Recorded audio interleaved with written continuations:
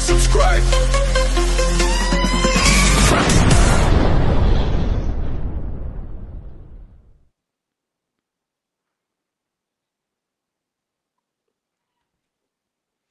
Fight fans, and welcome today's special guest on my channel to preview the big fight on Saturday. He's none other than Steve Spivak in his funky shirt today. How you doing, Steve?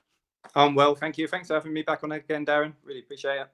No problem, mate. It's great to get you back on again, and even better in that shirt, as I say. Hey, summer vibes. Definitely, and we've had the weather for it lately, but it's not looking like we're going to for the rest of the week anyway. So. No, definitely not. Well, we'll get talking about the boxing, not about clothing and shirts. So this weekend, it was supposed to originally be Fabio Wardley versus Jarrell Miller. Miller pulled out due to a shoulder injury. In comes Justis Huni. Before we get any predictions and any previews going on the fight, is this a better fight on paper for you than the Miller fight? It's a yes and a no for me. Miller brought lots of, people knew who he was from a casual boxing point of view. Everyone knew about the drugs ban, the fights he's supposed to have. I say yes and no. Who needs decent, but for as a name wise, I think Miller was the bigger name. Yeah. Yeah, I mean, stylistically, which we will get to, it's a totally different fight. The one thing I think you can say about Jarrell Miller is I feel like with Fabio Wardley, it was going to be a case of him hunting him round the ring to see how long Jarrell Miller can last. Whereas I feel like with Justis Huni, you've got a bit more, younger guy. He's got a bit more about him. So I think the fight will be a better test for Fabio Wardley. And I also get the whole homecoming thing for Fabio Wardley. This fight at Portman Road, Ipswich. It'll be live on DAZN. Do you think that this fight is actually a stadium fight? Obviously, it was meant to be Miller before. Yeah. Either of the fights, do you really... I mean, it's one of them, as regards arenas for Ipswich, I don't really know what's available, but do you think this is a stadium fight? Well, the show must go on. Obviously, Miller pulled out, brought in Huni. So the show must go on. Football stadium fights in boxing, they're a bit hit and miss if you ask me.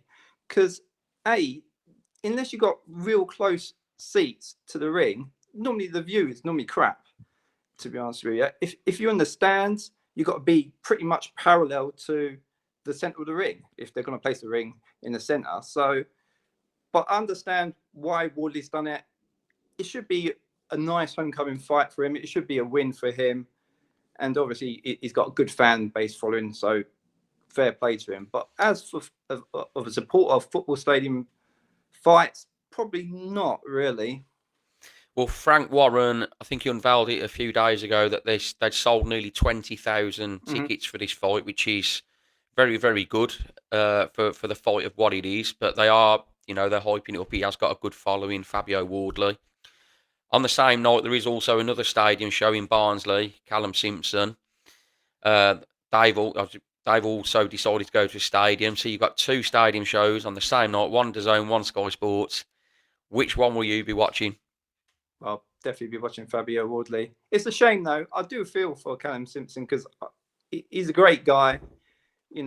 Some great... You can go through his knockout reels as well on YouTube. He's had some great knockouts, and I think he will get another knockout come Saturday.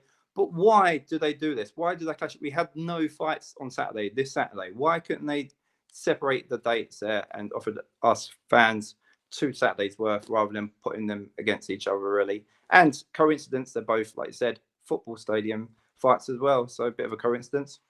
Totally agree, yeah. The one thing that we thought we had ditched with Eddie and Frank merging was the show clashes, but obviously Boxer are still on their own. No shared broadcast, so they're going their own route. That's up to them. But yeah, it's the fans ultimately that lose out. They're having to keep switching over the channel. So the actual fight itself for the WBA interim title, both fighters undefeated. Fabio Wardley, 30 years of age, 19 fights, 18 wins, 1 draw, 17 KOs. Justis Huni, 26 years of age, 12 fights, 12 wins, 7 KOs. What's your take on this fight? Do you think, you've already said you think Fabio will get the win, but how do you see the fight actually panning out? Okay, no doubt about it. It's going to be explosive. Both fighters I expect to come to win. Fabio, 94% knockout ratio. He comes to knock people out. Simple as that. And what people don't give credit for Fabio is that white collar. He's come from white collar. He's not had that amateur background. And he's gone full throttle with heavyweights. He makes fights exciting, 100%. He's going for the knockout. And I don't see it going long. I really don't. I think both of these guys, with regards to Huni, I think he's not even fought out of Australia. I think once, he fought on the Saudi card.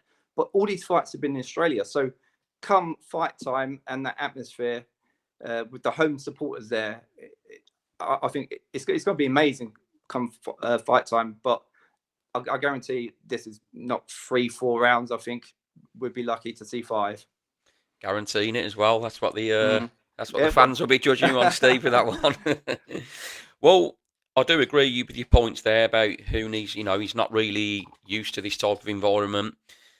But I think Justis Huni, boxing wise, he's probably the best fighter that Fabio Wardley has been in with. Mm-hmm. I think he can create problems for Fabio Wardley. I think he's the better boxer than Fabio Wardley. And I actually watched the other day the head-to-head where Fabio Wardley was actually saying, you might be the better boxer, but sort of, are you the better fighter? And he was quoting the old Deontay Wilder things, wasn't he? Well, you could say that with Fraser Clark. No doubt. Fraser Clark was a better boxer. But when it comes to fight time and you get hit. Yeah. And also Fabio Wardley, in that first Fraser Clark fight, for example, he showed the dog in him, didn't he? He got cut bad. Exactly. His face was an absolute mess. Even in the papers next day, they were going on about it. The only real gut check you can say that Justis Huni's had is the Kevin Lerena fight. I was about that. That was on the Saudi card, wasn't it? That's what it was, yeah. Referring to. Yeah. And he was wobbled a couple of times in that fight. And I look at Kevin Lerena, and I think, is Kevin Lerena really a big puncher? I mean, he's the Bridgerweight world champion. He's one of the Bridgerweight world champions. And I just look at it and I think, if you're struggling to take shots off Kevin Lerena, are you going to be able to take them off Fabio Wardley? But I see that this could go. I fancy Fabio Wardley to be able to tag Justis Huni. But I do think if Justis Huni is able to stay out the way, I do think he could nick a points win. But wow, that's a big shout. I think if he stays out the way, but I am expecting Fabio Wardley to get to him at some point, and it might go 6-7 rounds. But I expect Huni to probably be leading on the cards when Wardley gets to him. Really? I mean, yeah, I do. I think he's the smarter boxer, but I don't know if he's going to be at this stage, 26 years of age, on his 13th fight. Is he going to be able to have the ring craft to stay out the way? Because as we've said, Fabio Wardley is that man that just hunts you down, and he shows a good chin as well. And I don't think Justis Huni's got the punch power to be able to put a dent in him either. Yeah. But I like the fight, and I think it is a better fight than Jarrell Miller. I don't think Jarrell Miller would have showed all that at all, really. And quick one about where they're both at in their careers. I think I think it's that one's Wardley's the WBA number 1. And Justis Huni is the WBO number 1 in the rankings as well. So they're both on the cusp of a world title chance for the winner here. But do you think realistic either of them are at that level? No. No, the short answer. Yeah. What I would like to see, this is assuming Wardley wins the fight, would be to fight maybe, I know Dillian White's supposed to be on this undercard, but someone like White, or maybe even a Coley, or even chucking the fun fight for like Dave Allen, maybe. I don't know. That could generate some good numbers, perhaps. I don't know. Yeah, definitely. But yeah, I don't think it's quite there yet. No, like when I looked at that and I saw them rankings, I actually didn't understand it for a bit, and I was like, "What, really?" I just don't see either of them at that level at the minute. I mean, they're being carefully guided, but these two are both undefeated. They're going to meet. And you mentioned earlier about the white collar that Fabio Wardley's come from. The amateur background is definitely with Justis Huni. He had a decent amateur background, but again on that head to head, Fabio Wardley said, "You can talk all the amateur background you want. and he's pretty much saying, "Have you got the dog in you to go to war with me?" And that's what we know Fabio Wardley has got. Yeah, 100%. Come Saturday night, we know what Fabio Wardley's about. He's going to come there, try to knock him out. Simple as that. Yeah, and Huni will definitely try and outbox him. That's how I see the fight going. But so, what's your final prediction? Yeah, it's not going KO before 5 rounds. I'm saying even 3 or 4, but no more than 5. I'm going to go Fabio Wardley stoppage, 6-7. But I do think Justis Huni could be ahead on the card when it happens. So, fascinating fight. I do like it. The atmosphere should be very good. But you also mentioned a name there in the heavyweight division, Dillian White. He's getting a run out on this card. I still believe at this time now they're still saying he is at the time of this recording on Fight Week. Yeah, I'll check BoxRec just before we come on, and there's to be confirmed. I think I was going to say, do you think he gets on against TBA? Yeah, TBA is always busy, isn't he? Really. So yeah, I don't know who they're going to pull out. Some bin man or something. I don't know. It's not going to be a name, is it? Really. Well, it's just going to be a run out because they're talking about him fighting Lawrence Okoli next. So yeah.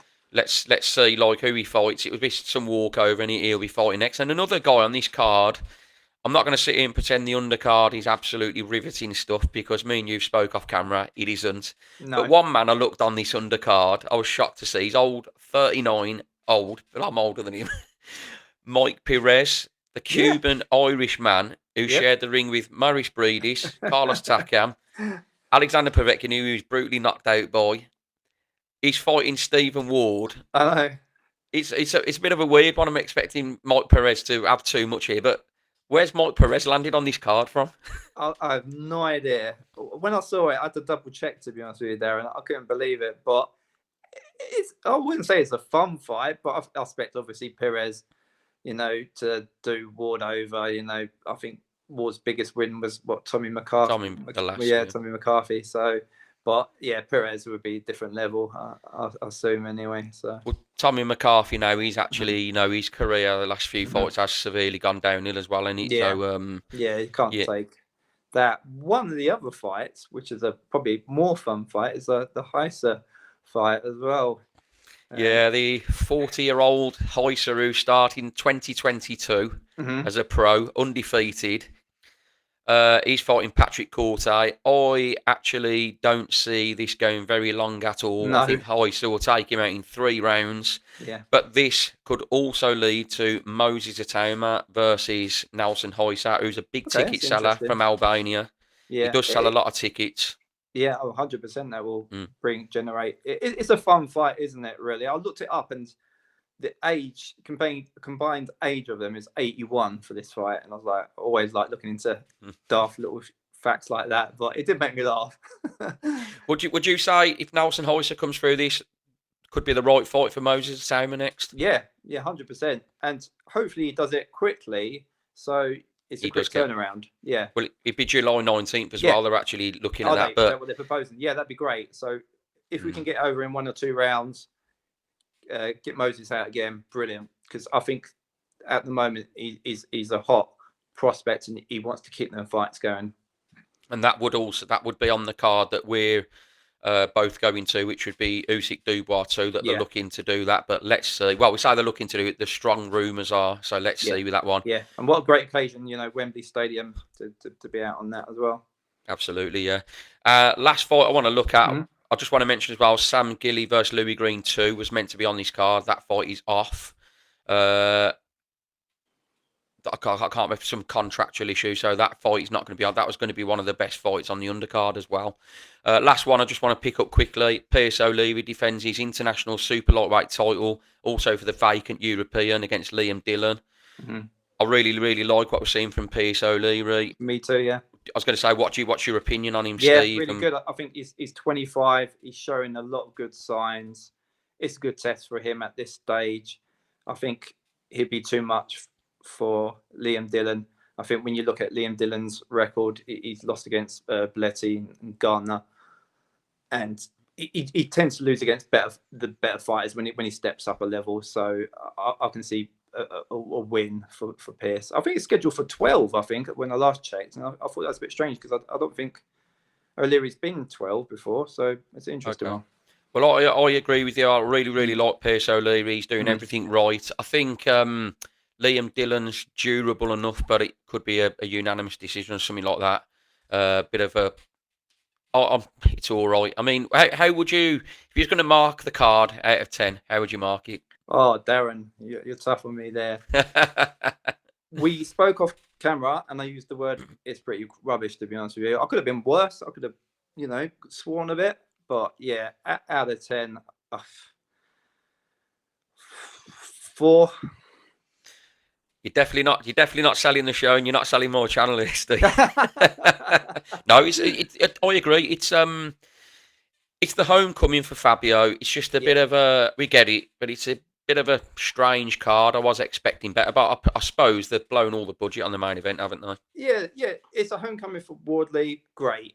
The rest of the card, I think most people look through that card and struggle to recognise some of them fighters on there. It's a shame they didn't have more UK young fighters rather than, other fighters showcasing. But I don't know. Yeah, it is what it is.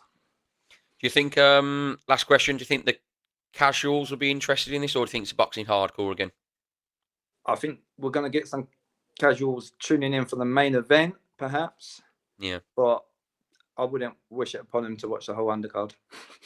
So just tune in for the main event, that's it. Just tune in for the main event, yeah. You're not selling these DAZN subscriptions very well. No, and I'm on the 10% commission as well. So I think that about covers it, Steve. So I can't say exciting night of boxing coming Saturday, but an exciting main event. Yes, definitely getting beers and snacks in for this week. So yep, it's got to be worthy of that. Absolutely, and I really appreciate your time again, Steve, doing this preview show. We'll get you on more often, but hopefully with some more positive news on further cards going forward. I'll try my best. Cheers. Thanks for your time, Steve. Speak to you again soon. Cheers, mate. Thank you. Cheers.